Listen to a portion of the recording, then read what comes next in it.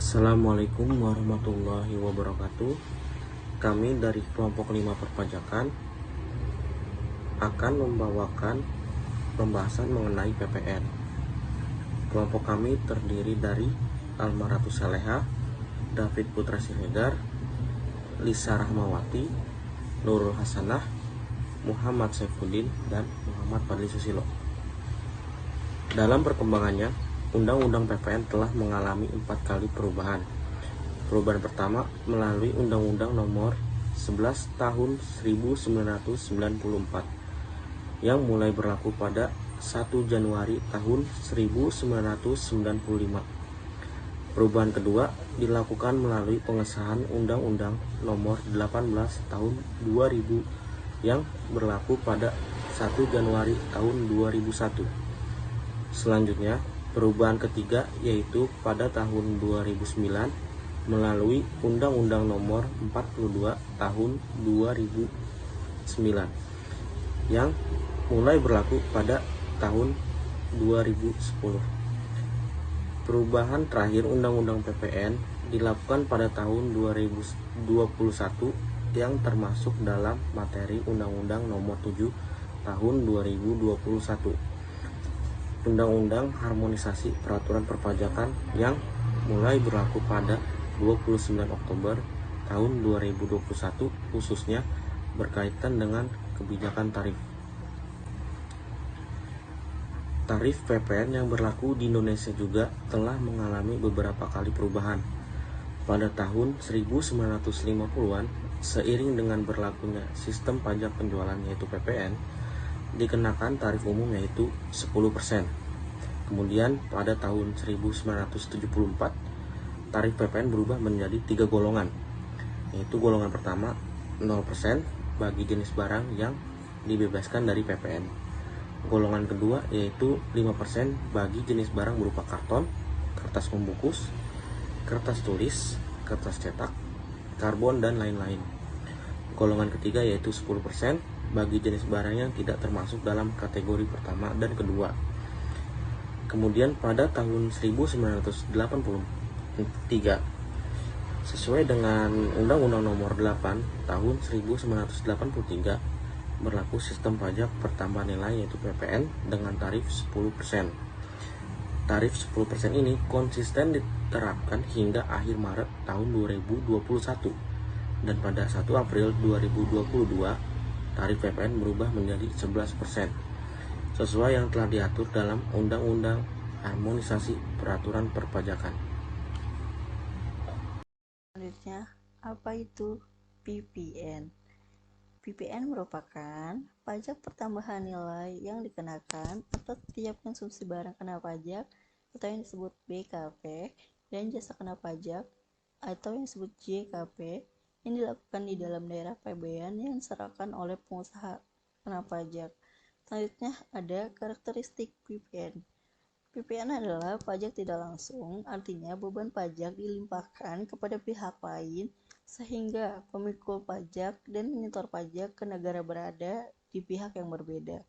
Selanjutnya, PPN pajak objektif, artinya timbulnya kewajiban pajak ditentukan oleh objek pajak, kondisi subjek pajak tidak mempengaruhi. Selanjutnya ada PPN Indonesia menggunakan tarif tunggal di angka 11%, ekspor di angka 0%. PPN bersifat multi-step life, artinya dikenakan pada setiap mata rantai jalur produksi dan jalur distribusi, namun tidak kumulatif. Selanjutnya, PPN merupakan pajak atas konsumsi di dalam negeri atau yang disebut destination principle. Selanjutnya ada pemungutan pajaknya yang menggunakan faktur pajak. Selanjutnya, perhitungan PPN terutang yang disetorkan ke negara menggunakan indirect subtraction method dengan cara mengkreditkan pajak masukan PKPR. Assalamualaikum warahmatullahi wabarakatuh. Nama saya David Saputra Siregar dari kelompok 5 ingin menjelaskan tentang PKP. PKP atau disingkatnya pengusaha kena pajak adalah pengusaha yang melakukan penyerahan BKP dan JKP, melaksanakan pemenuhan hak dan kewajiban dalam bidang PPN. Wajib pajak yang dikukuhkan sebagai PKP adalah pengusaha yang melakukan penyerahan BKP dan JKP di daerah pabean. Pengusaha yang memiliki omset di atas 4,8 miliar dalam 1 tahun. Pengusaha yang memiliki omset di bawah 4,8 miliar dapat menjadi PKP dengan kemauannya sendiri. Pengukuhan pengusaha kena pajak. Pengusaha bisa melakukan penyerahan BKP, lalu penyerahan JKP, ekspor BKP berwujud, ekspor BKP tidak berwujud, maupun ekspor JKP dengan maksud melakukan penyerahan atau ekspor. Untuk peredaran atau penerimaan bruto 1 tahun di atas 4,8 M. Untuk peredaran atau penerimaan bruto 1 tahun di bawah 4,8 M. PKP itu bersifat wajib, dapat memilih, karena wajib memungut, menyetor, dan melapor PPN terutang. Sekian dari saya, terima kasih.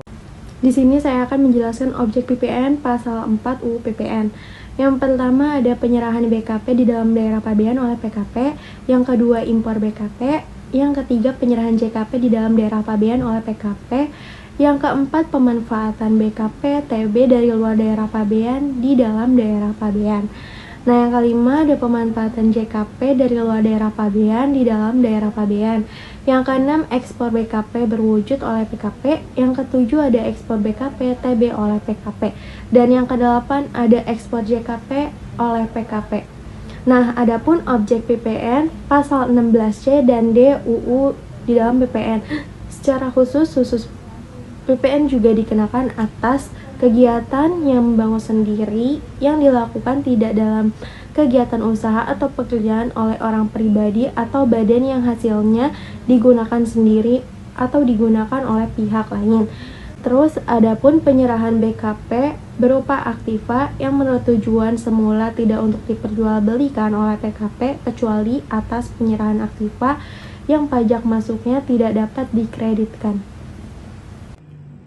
Baik, di sini saya akan memaparkan materi yang kita bahas kali ini terkait PPN. Yang saya bahas hari ini adalah yang termasuk proses penyerahan dan yang tidak termasuk proses penyerahan PPN. Kita bahas yang pertama, yang termasuk proses penyerahan. Ada beberapa poin diantaranya. Yang pertama, penyerahan hak atas barang kena pajak karena suatu perjanjian. Yang kedua, pengalihan barang kena pajak karena suatu perjanjian sewa beli dan atau perjanjian sewa guna usaha. Dan poin ketiga, penyerahan barang kena pajak kepada pedagang, perantara atau melalui juru lelang.